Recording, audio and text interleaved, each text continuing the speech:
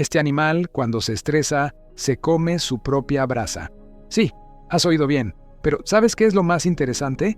Te lo voy a contar ahora mismo. Los pulpos son uno de los pocos animales que, cuando están sometidos a un estrés excesivo, pueden arrancarse sus propios brazos y comérselos. El nombre de este extraño comportamiento es autocanibalismo. Por lo general, se produce en condiciones adversas, en espacios reducidos o cuando se sienten amenazados, así que no se trata de hambre. Es literalmente una reacción de pánico. Los pulpos pueden volver a regenerar este brazo más tarde,